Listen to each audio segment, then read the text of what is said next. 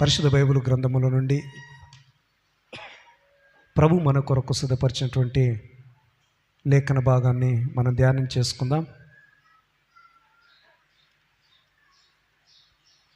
22వ కీర్తన పరిశుద్ధ బైబిల్ గ్రంథముల నుండి 22వ కీర్తన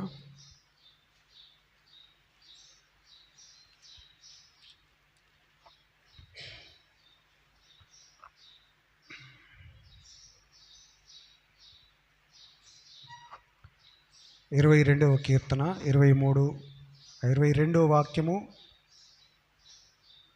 అలాగే 23వ వాక్యము, 24, 25 వాక్యాలను మనం చదువుకుందాం.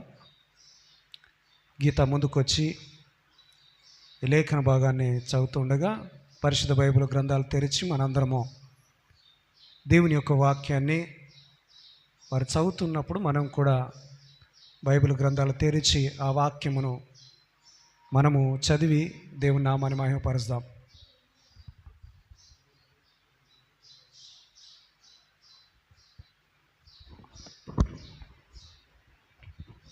కీర్తనలు 22వ అధ్యాయము 22 నుంచి 25 వరకు. నీ నామమును నా సహోదరులకు ప్రచురపరచెదను, సమాజము మధ్యమున నేను స్తుతించెదను. యెహోవాయందు భయభక్తులు గలవారలారా ఆయనను స్తుతించుడి. యాకోబు వంశస్థులారా మీరందరూ ఆయనను గణపరచుడి. ఇశ్రాయేలు వంశస్థులారా మీరందరూ ఆయనకు భయపడుడి. ఆయన బాధపడువాని బాధను తృణీకరింపలేదు, దాని చూచి ఆయన అసహ్యపడలేదు. అతనికి తన ముఖమును దాచలేదు. వాడాయనకు మొరపెట్టగా ఆయన ఆలకించెను. మన మహాసమాజములో నిన్ను గూర్చి నేను కీర్తన పాడేదను. ఆయన యందు భయభక్తులు గల వారి ఎదుట నా మ్రొక్కుబడులు చెల్లించేదను. దేవుని వాక్యం మన ఇంట్లో దీవించునుగాక. మంచిది, చిన్న మాట ప్రార్థన చేసుకుందాం.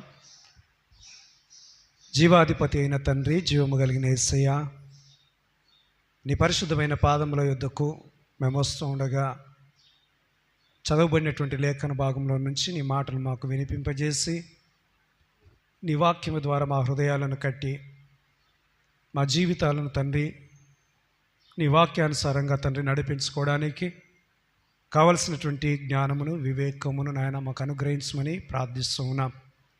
నీ పక్షం నిలబడిన నీ దాసుని నన్ను బలపరుచుకొని మా ప్రభువా నీ వాక్కులు వినిపింపజేసి ప్రతి బిడ్డను తండ్రి మీరు బలపరిచి సమస్త మహిమ ఘనత ప్రభావాలు మీకు మాత్రమే కలుగునట్లుగా నడిపించమని నజరేయుడైన యేసుక్రీస్తు నామములో ప్రార్థించి అడిగి వేడుకొంచున్నాము తండ్రి. Amen, amen. దేవుని శ్రేష్టమైన నామానికి స్తుతులు స్తోత్రాలు చెల్లిస్తూ ఉన్నాం. చదువుబడినటువంటి లేఖన భాగంలో నుండి మన ధ్యాన అంశము, భయముతో దేవుని నువ్వు సేవిస్తే దేవుడు ఏ విధంగా నిన్ను దీవిస్తాడు. చెప్పండి ఒకసారి. భయముతో దేవుణ్ణి సేవిస్తే దేవుడు నిన్ను ఎలా దీవిస్తాడు. ఇది మన యొక్క ధ్యానాంశం. బైబిల్ గ్రంథముల నుంచి కొన్ని మాటలు మనం జ్ఞాపకం చేసుకున్నట్లయితే, దేవుని వాక్యము దేవుని ప్రజలకు ఏ విధంగా తోడై ఉన్నది, ఏ విధంగా దేవుడు వారిని ఆస్వాదించాడు, వారు ఏ విధంగా దేవునితో జీవించారు లేదా నడిచారు అని మనం జ్ఞాపకం చేసుకుంటే దేవుని యొక్క ఆశీర్వాదాలను పొందడానికి మన హృదయాలను మనం సిద్ధపరచుకుంటాం. బైబిల్ గ్రంథములో, సామెతల గ్రంథములో మనకు ఒక మాట కనబడుతూ ఉంటున్నది. మొదటి అధ్యాయము, సామెతల గ్రంథం 1వ అధ్యాయము 7వ వాక్యం మనం చూస్తే, సామెతల గ్రంథము 1వ అధ్యాయము, యెహోవాయందు భయభక్తులు కలిగి ఉండుట తెలివికి మూలము, మూర్ఖులు జ్ఞానమును ఉపదేశమును తిరస్కరించుదురు. జ్ఞానము ఎక్కడ ఉంది అంటే దేవునిలో ఉంది. ఆ జ్ఞానము ఎవరికి వస్తుంది, ఆ జ్ఞానము ఎవరు అనుభవిస్తారు అంటే దేవుని యందు భయభక్తులు కలిగినటువంటి వారు ఆ జ్ఞానమును అనుభవిస్తారు. ఆ జ్ఞానం ఏం చేస్తుంది అంటే మనలను ఆశీర్వాదములోనికి ఆ జ్ఞానం అనేది నడిపిస్తూ ఉంటున్నది. అందుకే సామెతల గ్రంథము జ్ఞానాన్ని తెలియజేస్తుంది. సామెతల గ్రంథమును మనం చదివినప్పుడు, సామెతల గ్రంథమును మనం ధ్యానించినప్పుడు జ్ఞానయుక్తమైనటువంటి మాటలు దానిలో పొందుపరచబడి ఉన్నాయి. ఆ మాటలు మన యొక్క హృదయానికి వివేకమును అవి కలుగజేస్తాయి. అంతేకాకుండా అవి తెలివిని మనకు కలుగజేస్తాయి. ఏ రకమైనటువంటి తెలివిని కలుగజేస్తాయి అంటే లోకములో ఉన్నటువంటి తెలివిని కాదు, కానీ దేవుని యందు భయభక్తులు కలిగినటువంటి జ్ఞానాన్ని అవి కలుగజేస్తాయి. దేవుని యందు మనం భయభక్తులు కలిగి ఉన్నప్పుడు దేవుడు తప్పకుండా ఆ వ్యక్తిని ఆశీర్వదిస్తాడు. హల్లెలూయా! ఆ వ్యక్తిని దేవుడు దీవిస్తాడు. బైబిల్ గ్రంథంలో దేవుని మాటలు మనం చూసినట్లయితే దావీదు యొక్క జీవిత ప్రయాణంలో, దావీదు యొక్క జీవనంలో ఎవరి మీద దావీదు ఆధారపడ్డాడు అంటే దేవుని మీద ఆధారపడ్డాడు. 22వ కీర్తనలో 23వ వాక్యం నుంచి చాలా చక్కటి మాటలు ఆయన తెలియజేస్తూ ఉన్నాడు. అవేమిటంటే, యెహోవా యందు భయభక్తులు గలవారలారా ఆయనను స్తుతించుడి. మొట్టమొదటి మాట ఏంటంటే దేవుని యందు భయభక్తులు కలిగినటువంటి వారందరూ కూడా దేవుని స్తుతిస్తారు. హల్లెలూయా! ఎవరిని స్తుతిస్తారట? దేవుని స్తుతిస్తారు. ఎవరు స్తుతిస్తారు? దేవునికి యందు భయభక్తులు కలిగినటువంటి వారు దేవుణ్ణి స్తుతిస్తారు అని ఇక్కడ ఆయన తెలియజేస్తూ ఉన్నారు. అంటే మనం అందరము కూడా దేవుని స్తుతించేటువంటి వారమై ఉన్నాం. ఎలాంటి స్తుతి దేవునికి ఇవ్వాలి అంటే హృదయపూర్వకమైనటువంటి స్తుతి దేవునికి ఇవ్వాలి. గాన ప్రతిగానాలతో దేవుని మనం ఆరాధించాలి. మనం ఆరాధిస్తున్నప్పుడు మహిమ దేవునికి మాత్రమే రావాలి. మనం ఆరాధిస్తున్నప్పుడు మన హృదయము దేవుని మాత్రమే చూడాలి. మనం ఆరాధిస్తున్నప్పుడు మన పెదవులతో కాదు, కానీ మన హృదయముతో దేవుణ్ణి మనము ఆరాధించడం నేర్చుకోవాలి. మనం ఎప్పుడైతే హృదయపూర్వకంగా దేవుని ఆరాధిస్తామో ఆ స్తుతి దేవుని సన్నిధానంలోనికి చేరుతుంది. దేవుని సన్నిధానంలోకి ఎప్పుడైతే ఆ స్తుతి చేరుతుందో దేవుడు నీ జీవితంలో గొప్ప కార్యాలు చేస్తాడు. దేవుడు నీ జీవితంలో ఆశీర్వాదకరమైనటువంటి కార్యాలు చేస్తాడు. అందుకని దేవుని స్తుతిస్తూ ఉన్నప్పుడు నిజమైనటువంటి హృదయముతో దేవుని మనం ఆరాధించాలి. నిజమైనటువంటి భక్తితో దేవుని మనం ఆరాధించాలి. మన మనస్సు, మన యొక్క ఆలోచన, మన యొక్క జ్ఞానము అంతా కూడా ఏకంగా పెట్టేసి దేవుణ్ణి మనం స్తుతించడం నేర్చుకోవాలి. ఏక మనసుతో, ఏకాత్మతో దేవుని మనం ఆరాధించినప్పుడు దేవునికి మహిమ అన్నది కలుగుతూ ఉంటుంది. భక్తుడైనటువంటి దావీదు తన హృదయపూర్వకంగా దేవుని స్తుతించాడు. ఆయన స్తుతించడమే కాదు, స్తుతించాలని దేవుని యందు భక్తి కలిగినటువంటి ప్రతి ప్రజకు ఆయన తెలియజేస్తూ ఉన్నాడు. దేవుని యందు భయభక్తులు కలిగినటువంటి వారులారా ఏం చేయాలట? దేవుణ్ణి మీరు స్తుతించుడి, దేవుని స్తుతించుడి. దేవుని బిడ్డలకు ఎల్లప్పుడూ కూడా స్తుతి అన్నది తెలవాలి. నువ్వు కష్టంలో ఉన్నా, సంతోషంలో ఉన్నా, అప్పుల్లో ఉన్నా, రోగంతో ఉన్నా, బలహీనతో ఉన్నా, మంచం బట్టి ఉన్నా, దేవుని స్తుతించడము అన్నది ప్రాముఖ్యమైనటువంటి విషయం. దేవుని ఆరాధించినప్పుడు నీ బలహీనతలన్నీ కూడా దేవుడు తొలగించి వేస్తాడు. మరొక మాట ఇక్కడ జ్ఞాపకం చేసుకుంటే అంటున్నాడు, యాకోబు వంశస్థులారా మీరందరూ ఆయనను ఘనపరచుడి, ఇశ్రాయేలు వంశస్థులారా మీరందరూ ఆయనకు భయపడుడి. రెండో మాట ఇక్కడ తెలియజేస్తూ ఉన్నాడు, భయపడుడి. మొదటిది స్తుతించాలి, రెండవది ఏమంటున్నాడు? భయపడుడి. ఎవరికి భయపడాలి? దేవునికి భయపడాలి. దేవుని నామానికి భయపడాలి. దేవుడు ఉన్నాడని భయపడాలి. మన క్రియలను దేవుడు చూస్తున్నాడని భయపడాలి. మనం చేసే ప్రతి కార్యము దేవుడు చూస్తున్నాడని భయపడాలి. మనం వేసే ప్రతి అడుగును కూడా దేవుడు జాగ్రత్తగా గమనిస్తున్నాడని మనము భయపడాలి అంటున్నాడు. మనము భయముతో మన జీవితమును కొనసాగించినప్పుడు ఆ జీవితము దేవునికి ఇష్టమైనదిగా ఉంటుంది. అంటే దేవుని అందలి భయభక్తులు కలిగి ఉండి మనము దేవునికి ఎక్కడ మనము అపవిత్రమైనటువంటి కార్యాలు చేస్తామో అని ఒకవేళ ఆ భయము కలిగి గనుక మన జీవితాన్ని మనం కొనసాగిస్తే మనలో ఏ చెడు మాలిన్యము కూడా మనలను పరిపాలన చేయదు. మనలోనికి ఏ యొక్క సాతాను యొక్క ఆలోచన కూడా మనలోనికి రాదు. మనలో ఎలాంటి బలహీనత కూడా మనల్ని పరిపాలించడానికి అది మనలోనికి రాదు. మనం ఎప్పుడైతే బలహీనంగా ఉంటామో అప్పుడే అపవాది మన పైన దాడి చేయడానికి ప్రయత్నం చేస్తాడు. అపవాది మన మీద దాడి చేసి నానా విధమైనటువంటి సంకటంలో వాడు పడేస్తూ ఉంటాడు, నానా విధమైనటువంటి బలహీనతలో పడేస్తూ ఉంటాడు. అందుకనే దేవునికి భయపడి మనం ఉంటే ఏ చెడు కార్యము కూడా మనము చేయము. ఏ చెడ్డ ఆలోచన, చెడ్డ తలంపు కూడా మనల్ని పరిపాలించదు, మనలోనికి అది రాదు. కాబట్టి దేవుడు ఉన్నాడు అనేటువంటి భయము ప్రతి ఒక్కరిలో కూడా ఉండాలి. దేవుడు మన కార్యంలో చూస్తున్నాడు అనేటువంటి భయము ప్రతి ఒక్కరిలో కూడా ఉండాలి. ఆ భయము నిన్ను కాపాడుతూ ఉంటుంది. దేవుని యందు నువ్వు భయము కలిగి ఉంటే ఆ భయము నిన్ను కాపాడుతుంది. ఆ భయము నిన్ను సరైన మార్గంలో నిన్ను నడిపిస్తూ ఉంటున్నది. అందుకనే ఇక్కడ కీర్తనకారుడు అంటున్నాడు, మీరందరూ ఆయనకు భయపడండి. ఒకవేళ పొరపాటు చేస్తే ఆయన శిక్షిస్తాడని కూడా మనం భయపడాలి. ఒకవేళ తప్పిదము చేస్తే దేవుడు మనలను శిక్షిస్తాడు అనేటువంటి భయము కూడా మనలో ఉండాలట. ఆ భయము లేకపోతే ప్రతి ఒక్కరు కూడా పొరపాటు చేస్తూనే ఉంటారు. ఇశ్రాయేలు ప్రజలు మరి దేవుని చేత ఏర్పాటు చేయబడినటువంటి ప్రజలే, కానీ వారు అరణ్య మార్గములో 40 సంవత్సరాలు నడిపించబడుతూ ఉన్నప్పుడు మోషే నాయకత్వంలో మోషేను దేవుడు సీనాయి పర్వతం మీదకి పిలుచుకున్నాడు. ఎందుకు అంటే మోషేతో దేవుడు మాట్లాడడానికి, అలాగే ప్రజలు జీవించడానికి కావలసినటువంటి ఆజ్ఞలను ఆయనకిచ్చి మరి మోషేతో మాట్లాడడానికి దేవుడు పిలుచుకున్నప్పుడు ఆ మోషే సీనాయి పర్వతం మీదకి వెళ్ళాడు. ఎన్ని రోజులు వెళ్ళాడు అంటే 40 రోజులు వెళ్ళాడట.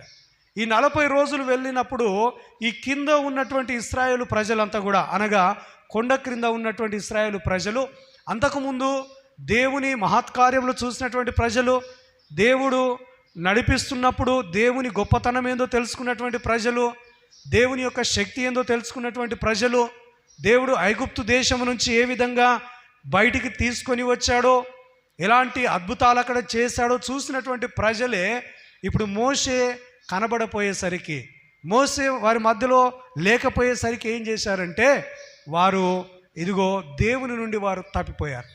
తప్పిపోయి ఒక విగ్రహమును తయారు చేసుకొని ఆ విగ్రహమును ముందు పెట్టుకొని అంటున్నారట, మీరే మా దేవుడు అని. ఆ విగ్రహమునకు వారు ఏం చేస్తున్నారో సాగిల పడుతూ ఉన్నారు, నాట్యం చేస్తూ ఉన్నారు. వాస్తవానికి ఎవరు వారిని బానిసత్వం నుంచి బయటికి తీసుకొచ్చారు? దేవుడు వారిని బయటికి తీసుకొచ్చారు. వారి మొరను ఎవరు ఆలకించారు? దేవుడే ఆలకించాడు. దుఃఖంలో ఉండి మొర పెడుతూ ఉన్నప్పుడు దేవుడే వారిని కానాను దేశమునకు నడిపిస్తాను అనేటువంటి తీర్మానాన్ని దేవుడు చేసుకొని ఆ తీర్మానము ద్వారా వారిని నడిపిస్తూ తీసుకొని వచ్చాడు. మార్గం మధ్యలో ఎన్నో అద్భుతాలు చేశాడు. ఎర్ర సముద్రము అడ్డుగా వస్తే దాన్ని 2 పాయలుగా చేశాడు. మారా లాంటి చేదైనటువంటి నీటి స్థలము ఎదురైనప్పుడు అక్కడ ఆ నీరు తాగడానికి వీలు లేకుండా ఉన్నటువంటి పరిస్థితులలో దేవుడు వారికి ఆ నీళ్లను మధురముగా మార్చాడు. మార్చి వారికి ఆ నీళ్లు త్రాగి బ్రతికేలా దేవుడు చేశాడు. ఇంకా అనేకమైనటువంటి అద్భుతాలు దేవుడు చేస్తూ వస్తూ ఉన్నాడు. అయినా కూడా ఇశ్రాయేలు ప్రజల యొక్క పరిస్థితి ఎలా ఉంది అంటే, కొద్ది రోజుల ఆ మోషే కనబడబోయేసరికి, కొద్ది సమయాలు మోషే కనబడపోయేసరికి ఇశ్రాయేలు ప్రజలు ఏం చేశారట? దేవుణ్ణే వారు మర్చిపోయారు. దేవుణ్ణే మర్చిపోయారు అంటే వారిలో ఏం భయం లేదు? దేవుని గురించినటువంటి భయం లేదు. మోషే ఉన్నంత కాలము దేవునికి భయపడ్డారు. మోషే నడిపించినంత కాలము, మోషే కనబడినంత కాలము దేవునికి వారు భయపడ్డారు. కానీ ఇప్పుడు మోషే సీనాయి పర్వతం మీదకి వెళ్ళగానే, దేవునితో మాట్లాడడానికి వెళ్ళగానే వారు ఏమైపోయారు అంటే, ఇక మా ముందు ఎవరు లేరు గనక, ఇదిగో మాకు నడిపించేటువంటి వారు ఎవరు లేరు. మోషే మరి 40 దినములు వెళ్ళిపోయాడు గనక మరి వస్తాడో లేదో తెలియదు. ఈ 40 దినములో మోషే ఒకవేళ మరణించి ఉండవచ్చు. అయితే దేవుడు మాతో మాట్లాడతాడో లేడో అని చెప్పేసి వారు ఏం చేశారంటే, వారు సొంతగా ఒక విగ్రహాన్ని తయారు చేసుకొని వారు దానికి సాగిలపడుతూ ఉన్నారు. సాగిలపడుతూ దాన్ని అంటున్నారు, నీవే మా దేవుడవు, నీవే మమ్మల్ని నడిపించినటువంటి వాడవు, నీవే మమ్మల్ని రక్షించేది నీవే అని వారు సాగిలపడుతూ ఉన్నారు. చూడండి, భయము లేకుండా ఉన్నటువంటి ఇశ్రాయేలు ప్రజలు చేస్తున్నటువంటి ఆ యొక్క కార్యాన్ని మోషే దిగి వచ్చి చూశాడు. దేవుడు అన్నాడు మోషేతో, మోషే నువ్వు ఇక్కడ ఉండడము ద్వారా ఇదిగో ఇశ్రాయేలు ప్రజలు దారి తప్పిపోతూ ఉన్నారు, కాబట్టి నీవు ఈ కొండ దిగి వెంటనే ఇశ్రాయేలు ప్రజల యొద్దకు వెళ్ళు, అక్కడికి వెళ్ళి వారి యొక్క పరిస్థితిని చూడు, వారు ఏం చేస్తున్నారో ఒకసారి చూడు అని చెప్పేసి దేవుడు పంపించినప్పుడు మోషే తిరిగి రాగానే మోషే ఆ ఇశ్రాయేలు ప్రజలను చూస్తున్నప్పుడు వారందరూ కూడా ఆ యొక్క విగ్రహం ముందు ఏం చేస్తున్నారో నాట్యం చేస్తున్నారట. ఆ విగ్రహమును చూసి ఇదిగో త్రాగుచు తినుచు వారి ఇష్టానుసారంగా దాని ముందు సాగిలపడి అంటున్నారు, నీవే మా దేవుడవు అని వారు దాని ముందు సాగిలపడడాన్ని మోషే చూశాడు. మోషే చూసి మనస్సు నొచ్చుకొని మనసులో బాధపడి ఏం చేశాడంటే ఆ దేవుడు రాసి ఇచ్చినటువంటి 10 ఆజ్ఞలను కూడా కింద పడేశాడు. ఎందుకంటే పాపపు క్రియను ఆయన చూశాడు, దారి తప్పిపోవడాన్ని చూశాడు, బలహీనులైనటువంటి ఇశ్రాయేలును చూశాడు.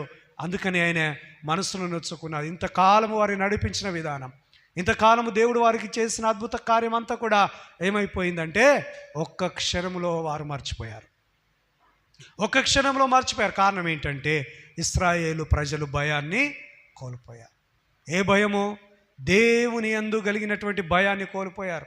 అందుకే దేవుని బిడ్డలారా, అందరినీ కూడా ప్రతి ఒక్క వారము చర్చిలో కనబడమని ఎందుకు చెప్తాడు సేవకుడు అంటే, మీరు దారి తప్పిపోకుండా ఉండు నిమిత్తం, దేవుని వాక్యం మీలో నుంచి తొలగిపోకుండా ఉండు నిమిత్తము మీరందరూ కూడా దేవుని సన్నిధికి వచ్చి దేవునిలో బలపడాలి అనేటువంటి ఉద్దేశంతో మీ సేవకులు ప్రతిరోజు కూడా మిమ్మల్ని హెచ్చరిక చేస్తూ ఉంటారు. ప్రతి వారము కూడా మిమ్మల్ని నడిపిస్తూ ఉంటారు. మీరు సంపూర్ణంగా దేవునిలో ఎదగాలి అనేటువంటి ఉద్దేశంతో ఇశ్రాయేళ్ల వలె భయము లేనటువంటి వారిగా ఉండకుండా, ఇశ్రాయేలు వలె దారి తప్పిపోకుండా, ఇశ్రాయేలు పడిపోయినటువంటి స్థితిలో ఉన్నట్లు వారిగా ఉండకుండా మీరు జాగ్రత్తగా ఉండాలని దేవుడు ప్రతి వారము కూడా దేవుడు మిమ్మల్ని సంఘములో నిలబెడుతూ ఉన్నాడు, దేవుని మందిరంలో నిలబెడుతూ ఉన్నాడు. అందుకనే దేవుని మందిరానికి రావడము ద్వారా ఎంతగా మనము కట్టబడతామో మన జీవితాల్లో ఒకసారి మనం జ్ఞాపకం చేసుకోవాలి.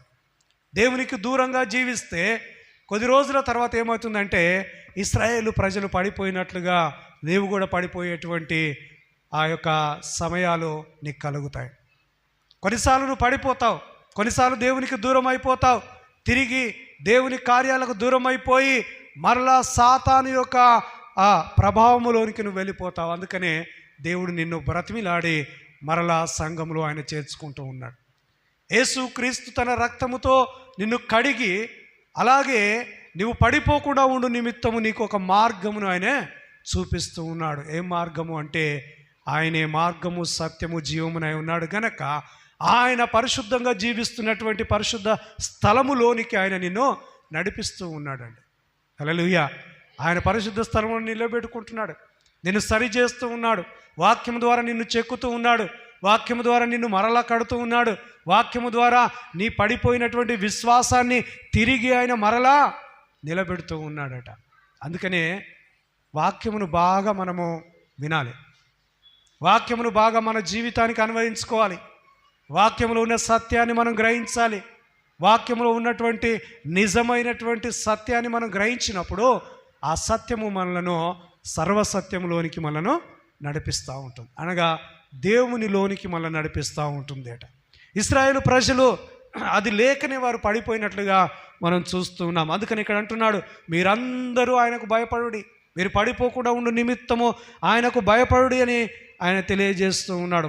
24వ వాక్యం మనం చూస్తే, కీర్తన గ్రంథం 22వ అధ్యాయము 24వ వాక్యంలో మనం చూస్తే, ఆయన బాధపడు వాని బాధను తృణీకరింపలేదు. ఏం చేయలేదట? ఆయన అనగా ఎవరు?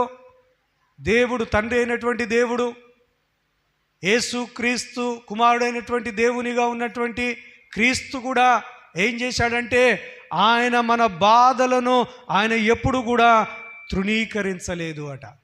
మనం బాధపడుతున్నప్పుడు ఆయన వద్దకు వెళితే ఆయన ఎప్పుడు కూడా మనల్ని త్రోసి వేయలేదు, ఎప్పుడు కూడా దూరపరచుకోలేదు. నువ్వు ఎప్పుడైనా బాధల్లో ఉండి దేవునికి ప్రార్థన చేస్తే దేవుడు నిన్ను ఎప్పుడైనా తృణీకరించాడా అంటే ఎప్పుడు కూడా నిన్ను తృణీకరించలేదు. పైగా నీకు మేలు చేశాడు, ఆ బాధను నివారణ చేశాడు. మనం చూస్తాము, సువార్తలలో చూస్తాము, రక్తస్రావము కలిగినటువంటి స్త్రీని మనం చూస్తాం. ఈ రక్తస్రావము కలిగినటువంటి స్త్రీ ఎన్ని సంవత్సరాల నుంచి బాధపడుతుందయ్యా అంటే 12 సంవత్సరాల నుంచి బాధపడుతూ ఉంటుంది. అనేక మంది వైద్యుల యొద్దకు వెళ్ళింది, గొప్ప గొప్ప వైద్యుల యొద్దకు వెళ్ళింది. ఎవరెవరో గొప్ప వైద్యుడు ఉన్నాడు, ఆయన స్వస్థపరుస్తాడు అంటే, ఆయన బాగు చేస్తాడంటే ఆయన దగ్గరికి వెళ్ళింది. కానీ ఎవరి దగ్గర కూడా ఆమె స్వస్థత పొందుకోలేదు అట. పైగా ఆమెకున్నటువంటి ధనమంతా కూడా ఖర్చు అయిపోయింది. ఆమె ప్రయాసపడి సంపాదించుకున్నదంతా కూడా ఖర్చు అయిపోయింది. చివరికి ఎలా మిగిలిపోయింది అంటే నిరాశలో ఆమె మిగిలిపోయింది. ఆమెకున్న రోగము బాగు కాలేదు, ఆమెకున్నటువంటి డబ్బు అంతా పోయింది. వైద్యుల చుట్టూ తిరిగి తిరిగి ఆమె బలహీన పడిపోయింది. కానీ ఆమె వ్యాధి మాత్రం నివారణ అన్నది కాలేదు. మరి ఎవరి దగ్గరికి వచ్చినప్పుడు నివారణ అయింది? యేసు క్రీస్తు దగ్గరికి వచ్చినప్పుడు నివారణ అయింది. యేసు క్రీస్తే వైద్యుడు అని తెలుసుకుంది. యేసు క్రీస్తు దగ్గరికి వచ్చినటువంటి ప్రతి ఒక్కరూ స్వస్థత పొందుకుంటున్నారని తెలుసుకుంది. యేసు క్రీస్తు దగ్గరికి వచ్చినటువంటి ప్రతి ఒక్కరూ మరి బాగు చేయబడుతున్నారని తెలుసుకుంది. యేసు క్రీస్తు దగ్గరికి వచ్చిన ప్రతి వారికి విడుదల అన్నది కలుగుతుంది ఆమె తెలుసుకొని యేసు క్రీస్తు దగ్గరికి వచ్చిందట. మరి యేసు క్రీస్తు దగ్గరికి వచ్చి ధైర్యంగా నిలబడిందా అంటే ఆమెకు ధైర్యం కూడా లేదు. ఎందుకు ధైర్యం లేదు? ఎందుకు ధైర్యం లేదు? ఆ పరిశుద్ధుడైనటువంటి క్రీస్తు ఎదుట నిలబడాలి అంటే ఆమె జీవితము మరి పాపము ద్వారా పొందుకున్నటువంటి బలహీనత ఆమెలో ఉంది గనక ఆమె ఆయన ఎదుట నిలబడలేకపోయింది. అయినా కూడా ఆమెలో ఒక ఆశ ఉంది, ఏంటంటే నేను ఆయన వస్త్రమును ముట్టుకుంటే చాలు బాగుపడతాను అనేటువంటి విశ్వాసము ఆమెలో ఉంది. ఈనాడు ప్రతి విశ్వాసికి విశ్వాసము అనేది ఉండాలి. విశ్వాసం పైనే మనం కట్టబడతాం. విశ్వాసములోనే మనం ఎదిగింపబడితే విశ్వాసము ద్వారా మన జీవితాల్లో నూతనమైనటువంటి కార్యాలు మనం చూడగలుగుతాం. చూడండి, ఈమె విశ్వాసము ద్వారా యేసు క్రీస్తు యొక్క వస్త్రపు చెంగును ముట్టుకోవడానికి ఇష్టపడింది. ఆమె వచ్చి ఆమె ఏం చేసిందట, అందరిలో యేసు క్రీస్తు ఉండగా ఆమె ఒక్కటి వచ్చి ఆ యొక్క చాటుగా నుండి ఇగో యేసు క్రీస్తు యొక్క వస్త్రాన్ని ఆమె తాకినప్పుడు ఏమైపోయింది, యేసు క్రీస్తులో ఉన్నటువంటి ప్రభావము ఆమె మీదికి వెళ్ళిపోగా ఆమెలో ఉన్నటువంటి బలహీనత ఆమెను విడిచి వెళ్ళిపోయింది. హల్లెలూయా, హల్లెలూయా. చప్పట్లు కొట్టి దేవుని నామాన్ని మహిమపరుద్దాం. ఎంత మంచి దేవుడు అంటే ఆయన తాకితే చాలు మనలో ఉన్నటువంటి బలహీనత వెళ్ళిపోతుంది. ఆయనకు మొర పెడితే చాలు మనలో ఉన్నటువంటి బాధను ఆయన నివారణ చేస్తాడు. ఆయనకు ప్రార్థిస్తే చాలు ఆయన మనలో ఉన్నటువంటి భయములను ఆయన తొలగించి వేస్తాడు. ఎంత మంచి దేవుడు అంటే తల్లి కంటేనో తండ్రి కంటేనో గొప్పగా ఆదరించేటువంటి దేవుడు మనకున్నాడు. అందుకనే దేవుని యొద్దకు వచ్చువారు దేవుడు ఉన్నాడని నమ్మాలి, ఆయన కార్యం చేస్తాడని నమ్మాలి, ఆయన స్వస్థపరుస్తాడని నమ్మాలి. ఆయనలో విశ్వాసము ద్వారా మనము దేవుని కార్యము మనలో జరుగుతుందని మనం నమ్మినప్పుడు అద్భుత కార్యాలు దేవుడు మన జీవితంలో చేస్తాడు. ఈనాడు మనం చూస్తే ఈ యొక్క 12 ఏళ్ల నుంచి రక్తస్రావంతో బాధపడినటువంటి ఆ స్త్రీ యేసు క్రీస్తును ముట్టగానే ఆమె రక్తధార ఆగిపోయింది, కట్టబడింది అంటాడు. ఆమెకు స్వస్థత వెంటనే జరిగింది.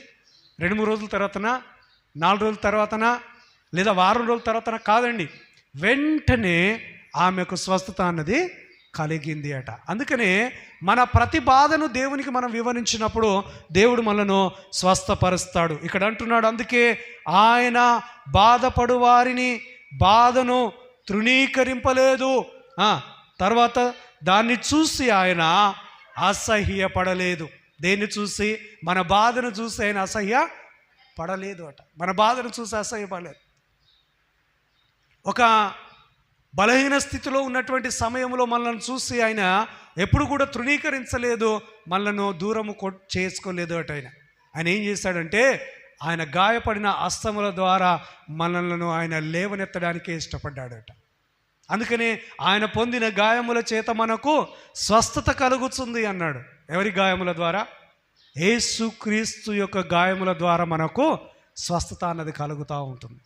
యేసుక్రీస్తు గాయపరచబడ్డది ఎందుకు కొరకు అంటే, ఇదిగో ఆ గాయాల ద్వారా మనలను స్వస్థపరచడానికి ఆయన గాయపరచబడ్డాడు.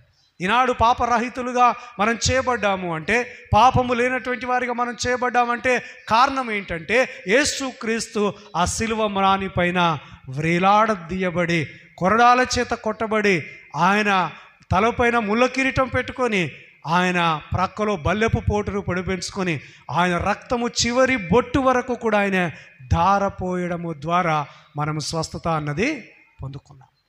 ఈనాడు మన పాపం నుంచి విడుదల ఎక్కడ దొరికింది అంటే, ఆయన రక్తములోనే మనకు విడుదల అన్నది దొరికింది. అందుకనే యేసుక్రీస్తు ద్వారానే మనం శుద్ధి చేయబడ్డాం. యేసుక్రీస్తు ద్వారానే మన అతిక్రమాలు తొలగించబడ్డాయి. యేసుక్రీస్తు ద్వారానే మనము ఆ రక్షణ అనేటువంటి అనుభవంలోనికి మనము నడిపించబడ్డాం. యేసుక్రీస్తు గనుక ఈ లోకానికి రాకపోతే రక్షణ అన్నది ఏ మానవునికి కూడా లేదు, కలగలేదు.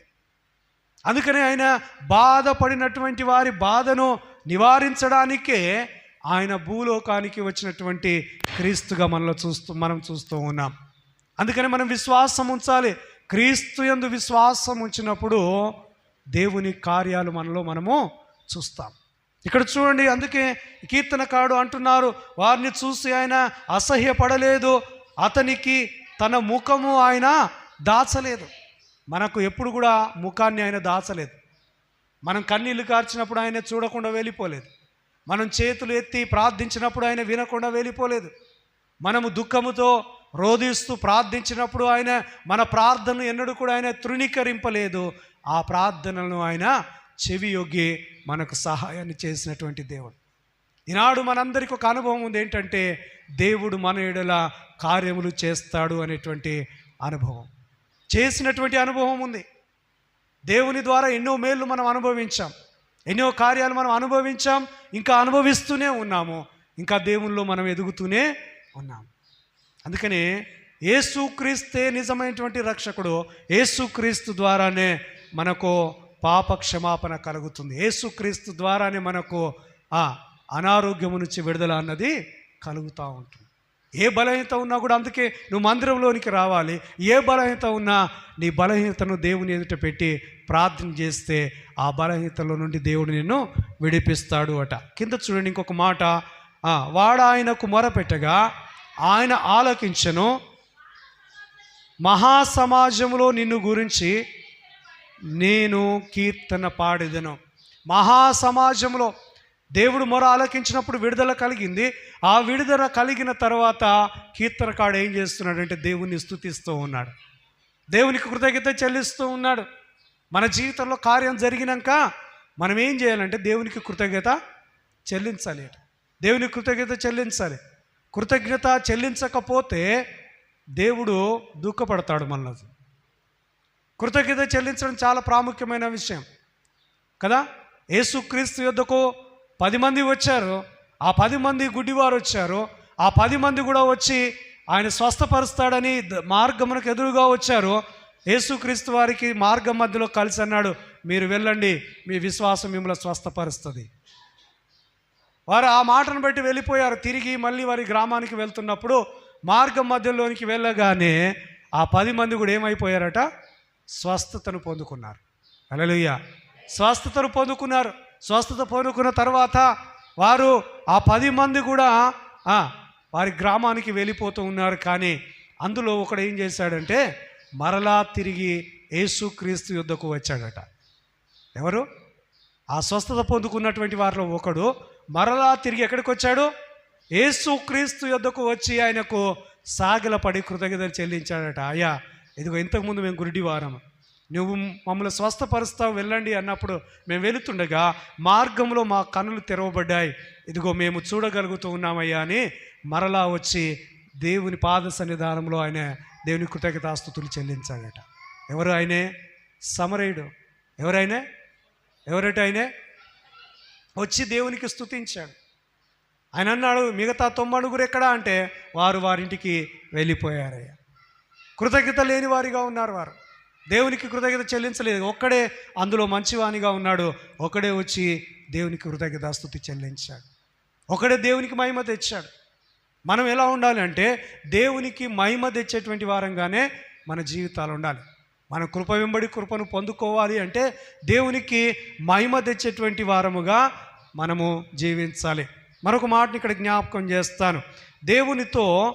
దేవుని నీవు సేవిస్తే, దేవునితో ఉండి నువ్వు దేవుణ్ణి సేవించగలిగితే దేవుడు నీ జీవితంలో చేసేటువంటి కార్యాలు ఏంటివంటే ఒకసారి మనం చూద్దాం. కీర్తన గ్రంథములో నుండి 33వ కీర్తన 19వ వాక్యం చూడండి.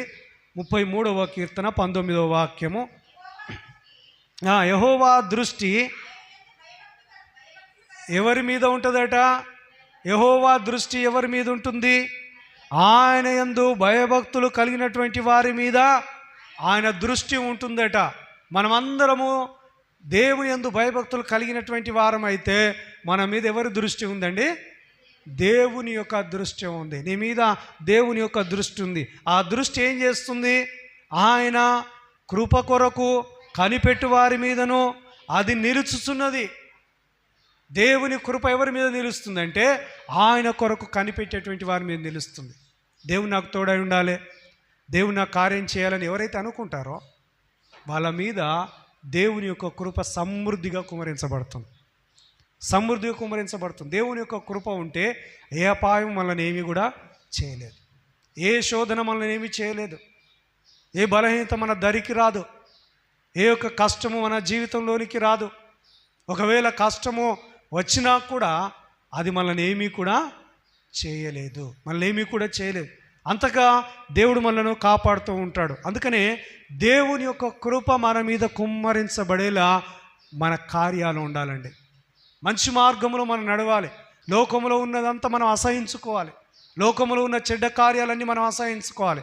లోకములో ఉన్నటువంటి తలంపులు, లోకాశలను, లోకములో ఉన్నటువంటి జీవిత కార్యాలన్నిటినీ కూడా మనము అసహించుకుంటే దేవుని భక్తిలో మనం నడిస్తే దేవుని యొక్క కృప అన్నది మన మీద కుమరించబడుతూ ఉంటుంది.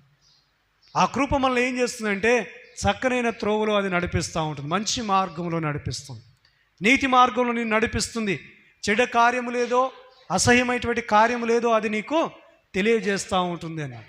అందుకనే దేవుని యొక్క కృప మనకు ఎంతగానో అవసరమై ఉన్నది. మరొక మాటను జ్ఞాపకం చేస్తున్నాడు. 34వ కీర్తన 7వ వాక్యం చూద్దాం.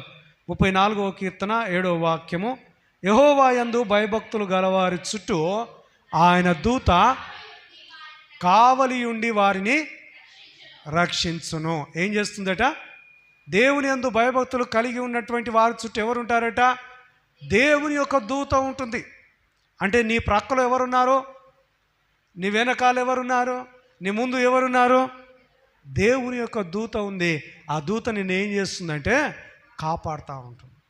దేవుడు కాపలగా ఉంచుతాడు. నీకే అని కలవకుండా కాపలగా ఉంచుతాడు దేవుని బిడ్డలుగా. అందుకే కీర్తనలో మనం చూస్తే 90వ కీర్తనలో మనం చూస్తే 90వ కీర్తన ఒకసారి చూడండి. 90వ కీర్తన పరిశుద్ధ బైబిల్ గ్రంథంలో నుంచి 90వ కీర్తన చూడండి. 90వ కీర్తన 91వ కీర్తన చూడండి. 91వ కీర్తన మనం చూసినట్లయితే ఆ దూత ఏం పని చేస్తుంది? మనకు ఎందుకు కాపలగా ఉంచాడు దేవుడు అంటే చూడండి.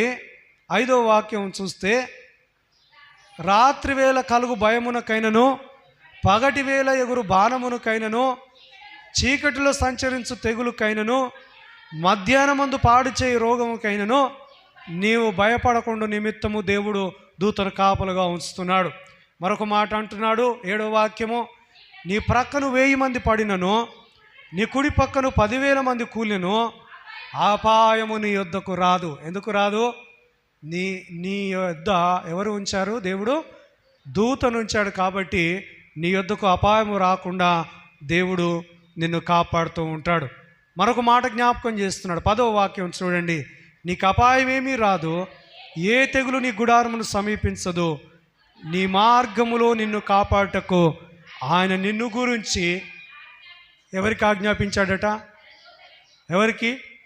తన దూతకు ఆజ్ఞాపించాడు. ఇప్పుడు ఆ దూత ఏం చేస్తుంది? ఇన్ని విషయాల్లో నిన్ను కాపాడుతుంది, ఇన్ని విషయాల్లో నిన్ను ఆదరిస్తుంది, ఇన్ని విషయాల్లో నిన్ను భద్రపరుచుకుంటుంది. ఆ దూత నిన్ను నడిపిస్తూ ఉంటుంది. ఇది ఎవరు నియమించినటువంటి దూత? యేసుక్రీస్తు నియమించినటువంటి దూత.